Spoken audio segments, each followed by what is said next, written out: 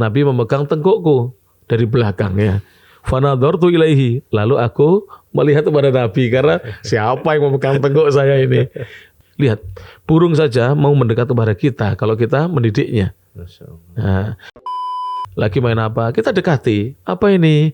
Oh, nah ini nanti ini mamanya tidur di mana? Papanya tidur di mana misalnya? Mana kamar mandinya? Kadang-kadang kan anak-anak nata-nata apa ya? Seperti itu rumah-rumahan. Ya. Kan perlu kita terkadang bertanya pada anak. Jangan kita masuk cuek saja. Itu. Assalamualaikum warahmatullahi wabarakatuh, Ustaz. Waalaikumsalam warahmatullahi wabarakatuh. Apa kabar antum hari ini? Alhamdulillah, bi khairin wa afiyah. Masya Allah. Alhamdulillah. Semoga antum juga demikian. Amin. Amin. Gimana kabar keluarga semuanya? Alhamdulillah, Ustaz. Alhamdulillah. Di sela-sela kesibukan antum saja. Kembali lagi kita ke podcast kita Hello Family, Ustaz. Alhamdulillah ya. Dan Masya Allah di sesi yang pertama kemarin di luar ekspektasi kita ternyata. Ya, alhamdulillah semua berkat ya pertolongan dari Allah Subhanahu wa taala, kemudahan dari Allah. Yang tentunya ini juga kerjasama tim kita yang bagus ya. Menyiapkan acara ini alhamdulillah. Alhamdulillah, ya. alhamdulillah. Ya. Dan semoga lebih banyak lagi faedahnya. Kebetulan ini tadi ada yang tanya lewat tadi siapa yang tanya ya? Studio kita di mana? Iya, studio kita di mana ini? Jawabannya gimana ini? Repot juga. Sementara di skip dulu. Iya, nanti insya Allah lah. Ya. Yang penting ada lah ya. Ada.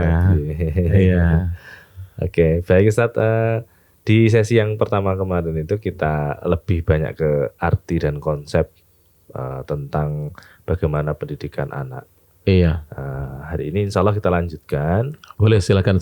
Lebih ke teknis, Ustaz. Boleh. Jadi mungkin cara-cara atau pendekatan untuk dapat membantu anak bisa mengembangkan kemampuan sosial dan emosional mereka dari sudut agama.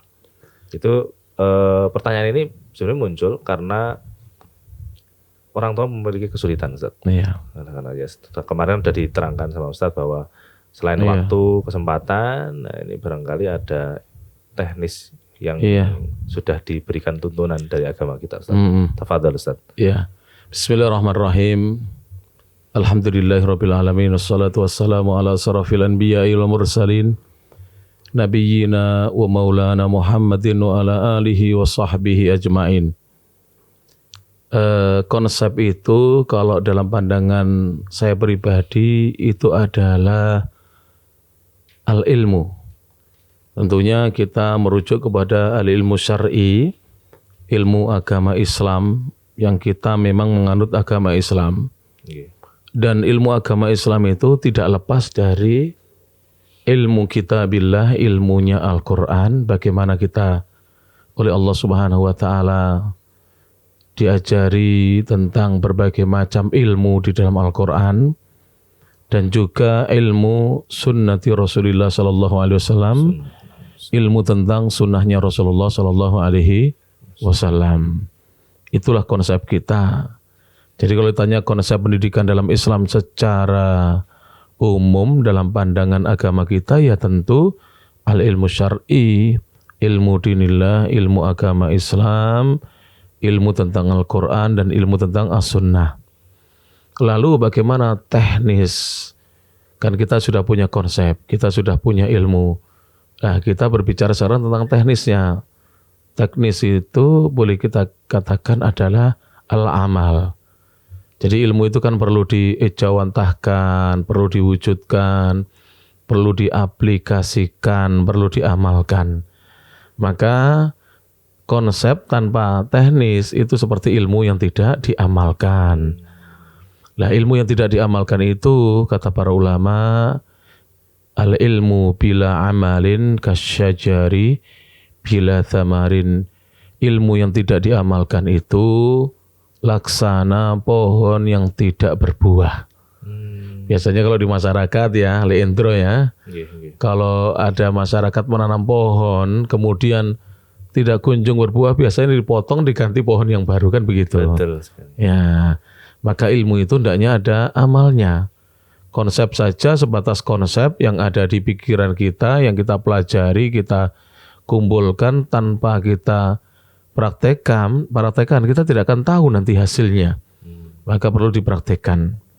Nah, berbicara tentang bagaimana cara pendekatan kepada anak ya, sehingga anak itu mampu mengembangkan kemampuan sosialnya, bermasyarakatnya. Ketika anak bergaul dengan orang tua bagaimana, bergaul dengan guru-gurunya bagaimana di sekolah, bergaul dengan teman-teman sekolahnya bagaimana, bergaul dengan teman-teman tetangga yang ada di sekitar rumahnya bagaimana. Maka perlu kan ada konsep, kita sudah tahu konsepnya dari Al-Quran banyak, dan juga perlu kita belajar bagaimana teknisnya. Bagaimana anak kita didik, kita biasakan agar dia memiliki yang namanya kepedulian sosial, lalu dia mau bersosialisasi dengan sesama. Kan banyak di antara anak-anak itu cerdas, bahkan IQ-nya juga tergolong tinggi, kemudian hasil belajarnya pun tidak kalah bagus ya. Namun ketika dalam tataran sosial, anak ini kurang bersosialisasi, bahkan tergolong minder ya. Ya sering mengurung diri di kamar, dia mungkin hanya pegang HP-nya. Kalau dia memang rajin belajar, pegang bukunya, pegang alat tulisnya. Namun dia kurang dalam hal bersosialisasi dengan masyarakatnya. Maka ini perlu kita belajar dari agama kita. Demikian juga bagaimana kita mendidik emosi anak ya. Emosi anak. Tentu kalau kita kembali kepada agama, saya mendapatkan sebuah hadis yang diriwayatkan oleh Imam Muslim, hadis nomor 2168 dari sahabat yang mulia Anas bin Malik radhiyallahu anhu. Suatu ketika Anas menceritakan kepada kita, anna Rasulullah sallallahu alaihi wasallam, sungguhnya Rasulullah sallallahu alaihi wasallam marra ala gilmanin. Nabi itu melewati beberapa anak kecil bocah. Mereka sedang bermain-main di luar rumah, lalu Nabi melewati mereka, berjumpa dengan mereka. Apa yang dilakukan Nabi? Fasallama alaihim. Maka Nabi mengucapkan salam kepada mereka. Jadi langsung praktek Nabi. Jadi bukan Nabi menyuruh, ayo salam dulu, tidak. Beliau langsung mengucapkan salam kepada mereka. Jadi konsep-konsep yang ada di kepala kita tanpa kita praktekkan, kita tunjukkan kepada anak-anak, ya saya katakan nonsen, akan ada hasilnya. Kita ini kan mohon maaf baru sebatas pandai berbicara, ya berbicara di podcast, di ceramah. Tapi sudahkah kita seperti Rasulullah Sallallahu Alaihi Wasallam? Rasulullah Sallallahu Alaihi Wasallam, beliau langsung praktek. Begitu ketemu, nah diceritakan langsung oleh Anas bin Malik, ya begitu ketemu fasallama alaihim. Nabi mengucapkan salam kepada siapa? Anak-anak. Kepada anak-anak tadi. Tanpa memanggil mereka kemudian menyuruh mereka mengucapkan salam kepada Rasulullah SAW, tidak. Langsung beliau memberikan contoh teladan kepada anak-anak tersebut. Ini pendekatan yang betul-betul bagus. Nanti anak itu akan termotivasi. Kalau ketemu orang, maka dahului orang dengan ucapan apa? Salam. Tidak lagi anak itu ketemu orang seperti melototin saja atau lihat saja, ingin tahu ini orang lagi apa, lagi jalan atau apa. Seperti anak di zaman ini, coba lihat. Kadang-kadang kita masuk kampung itu seperti dilihatin, gitu, dia memandang begini. Jadi kita seperti orang yang sedang dicurigai. Tidak enak kan kita begitu. Nah, kenapa demikian? Karena tidak terbiasa. Orang tuanya pun lewat tidak pernah mengucapkan apa? Salam. Maka perhatikan Nabi SAW. Ada kisah lagi yang disebutkan oleh Anas bin Malik juga dalam riwayat Muslim. Kalau tadi hadis nomor 2168, sekarang hadis nomor 2310. Dan juga dalam riwayat Abu Daud hadis nomor 4773. Wa lafdzulahu, dan lafadznya ini lafadznya Imam Abu Daud. Wa hassanahu al-Albani, dan hadis ini dinyatakan hasan, bagus sanadnya oleh Syekh Al-Albani rahimahullah taala. Qala Anasun radhiyallahu an, Anas bin Malik radhiyallahu an berkata, Fa kharajtu, maka suatu hari aku keluar, kata Anas. Hatta amurra ala sibyan, hingga aku melewati beberapa anak-anak yang masih kecil. Sibyan itu balita. Sibyan itu anak-anak TK ke bawah. Ya anak-anak PAUD, playgroup, TKA, TKB itu sibyan. Itu disebut sibyan. Kalau tadi yang dilakukan Nabi itu gilman itu kurang lebih anak-anak yang sudah mulai bocah kelas SD lah, jenjang SD ya. Maka kemudian apa yang dilakukan oleh Anas? Wahum yal'abuna fis suq. Ketika itu mereka bermain-main di pasar. Anas pun ketika itu ikut bermain-main. Namanya anak kecil, lihat ada anak-anak kecil bermain-main di luar rumah, Anas tertarik. Padahal ketika itu ceritanya panjang ini. Anas disuruh oleh Nabi untuk memenuhi kebutuhan Nabi. Nabi punya keperluan, hajat, lalu Anas disuruh untuk pergi memenuhi kebutuhan Nabi. Tapi namanya anak-anak, ketika di luar rumah banyak anak, ketemu anak, Seneng. nah, mereka nimbrung di situ. Anas pun ikut. Mereka bermain-main di pasar waktu itu. Faida Rasulullah SAW, tiba-tiba Rasulullah SAW qabidun biqafaya min warai. Beliau tiba-tiba memegang ya, tengkukku dari belakang. Jadi dipegang tengkuknya begini, leher belakangnya ini dipegang oleh Nabi seperti ini. Ini kelihatannya Nabi sepertinya bagaimana seorang Rasul kok tidak menjaga wibawa. Nah, Nabi memegang tengkukku dari belakang ya. Fanadhartu ilaihi, lalu aku melihat kepada Nabi karena siapa yang memegang tengkuk saya ini? Lihat kepada Nabi. Wa huwa yadhak, Nabi tertawa. Ketika dilihat oleh Anas, Nabi tertawa. Ya mungkin lucu Anas, siapa ini? Kemudian Nabi tertawa. Subhanallah. Ini kalau kita lihat di sini, Nabi mencoba mendekati anak, mengajarkan bagaimana cara bermasyarakat, bersosialisasi, bergaul. Bukan mengajarkan anak untuk kuper, kurang pergaulan, minder di rumah saja, takut bertemu orang. Kan ada sekarang ini. Jadi ada yang takut bertemu orang ya. Coba ya, hewan. Saya pernah lihat di potongan video ini. Ini ada kaitannya dengan pendidikan ya. Hewan itu kalau ditarbiyah, dididik bisa. Itu kalau tidak salah itu burung perkutut. Burung perkutut tahu? Ya. Beli dulu kalau tidak tahu. Burung perkutut. Burung perkutut itu kan lebih kecil daripada burung apa? Terkuku atau puter atau burung dara ya kan? Iya. Mungkin sekian ini besar badannya. Iya. Ada berapa ekor saya lupa, 3 atau 4 ekor. Dia itu sejak kecil disuapi oleh seorang.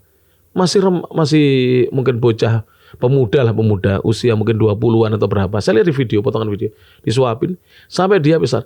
Ketika sudah besar itu, setiap kali dia dilepas keluar, itu dia kembali ke orangnya, kemudian dimasukkan ke kandang atau kadang-kadang dimasukkan di kurungan langsung, kemudian ditutup. Setiap hari demikian. Nanti pagi dilepas, setelah dikasih makan dilepas pergi. Lihat, burung saja mau mendekat kepada kita kalau kita mendidiknya. Nah, maka terus terang ini saya sampaikan dengan apa? Terus terang saya sampaikan, kebanyakan anak itu kuber, anak minder, anak tidak bisa bergaul itu karena orang tuanya yang membuat seperti itu. Dan itu hukuman dari Allah Subhanahu wa taala atas perlakuan orang tua yang salah kepada anak. Jadi harusnya tidak seperti itu. Saya beri contoh. Bapak-bapak ini semuanya ya. Semua yang ada di sini. Kalau ada tamu di rumah kita, lalu anak duduk-duduk di ruang tamu, biarkan saja. Kalau perlu dipanggil sini, salim dulu. Atau sini, duduk sini sama Abi. Ini duduk sama ayah, sama papa di sini. Kemudian nanti disuruh ngantarkan minuman, makanan. Jangan ibunya, jangan uminya, jangan mamanya, jangan bundanya. Anak itu. Nanti terbiasa dia duduk dengan tamu, menghormat tamu. Ya, dia terbiasa menghadapi orang, tidak takut bertemu dengan orang, berjumpa dengan orang. Nah, lihat Rasulullah SAW. Rasulullah tertawa karena Anas menoleh, ternyata di belakangnya Rasulullah, bukan temannya yang memegang tengkuknya, tapi Rasulullah. Faqal, maka Rasul bersabda, ya Unais. Dicandai lagi, wahai Anas kecil, bukan namanya Anas, tapi dipanggil ya Unais, wahai bocah kecil yang namanya Anas. Idhab, ayo pergi. Haitsu amartuk, tadi kan aku sudah menyuruhmu, pergilah kamu menjalankan apa yang aku perintahkan kepadamu. Langsung qultu, aku mengatakan, kata Anas, na'am. Iya ya Rasulullah, ana adhabu ya Rasulullah, aku pergi. Lihat, tidak ada nada marah, tidak ada beliau emosi. Nah, lihat. Ini pendidikan bagaimana mengontrol emosi. Rasulullah padahal seharusnya beliau marah, Anas disuruh, justru Anas main-main dengan teman-temannya. Tapi Rasulullah tidak marah. Sallallahu alaihi wasallam. Beliau malah tertawa melihat Anas menoleh, yang dilihat adalah Rasulullah. Beliau tertawa. Bisa tidak seperti itu? Kita atasan, kita orang tua, kita ustadz, kita pimpinan pondok, kita kepala sekolah, kita pimpinan kantor, melihat bawahan kita melakukan kesalahan, kita malah tertawa seperti Rasulullah Sallallahu alaihi wasallam. Ini bukankah nyata ini? Langsung praktek bagaimana cara meningkatkan kemampuan bersosialisasi anak, dan juga bagaimana anak itu punya pengendalian diri. Jadi bisa mengendalikan emosinya. Kadang anak-anak sekarang kan mudah emosi. Mudah marah. Kadang-kadang berlebih-lebihan. Namanya emosi itu perlu ditata, dikendalikan, ya kan, seperti itu. Tapi Rasulullah SAW memberikan keteladanan untuk kita, Masya Allah. Dan seperti ini dalam hadis-hadis Nabi itu banyak Indro. Banyak sikit dicuri ini. Cuman kita yang belum mengkajinya. Ini kan konsep. Tapi ini konsep yang sudah ada, langsung bisa diterapkan. Jadi konsep yang betul-betul langsung bisa kita terapkan, kita wujudkan. Kapan saja kita bisa menerapkan seperti Nabi Shallallahu Alaihi Wasallam.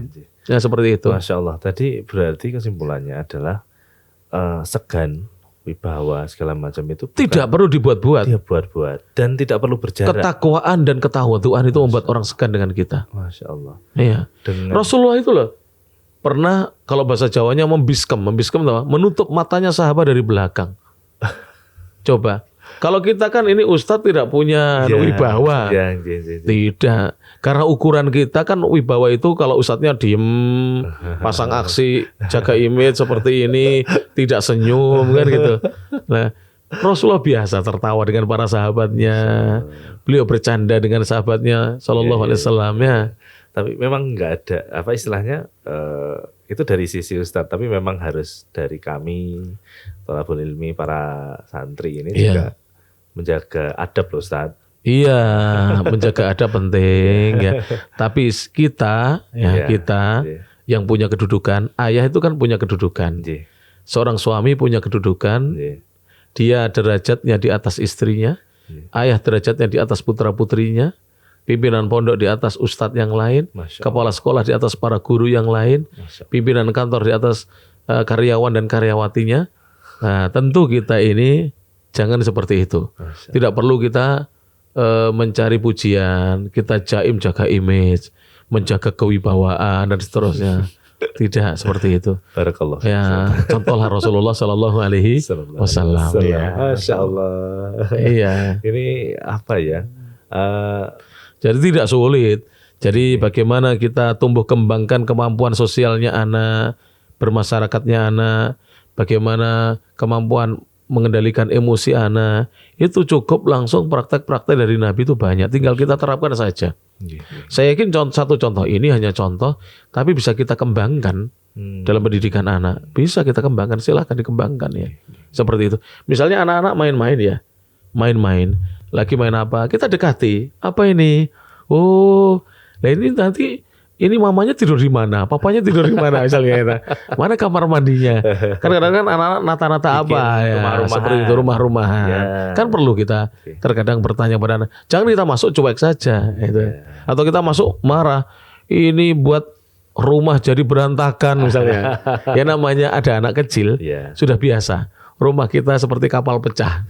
Sudah biasa ini, ya sudah biasa. Iya.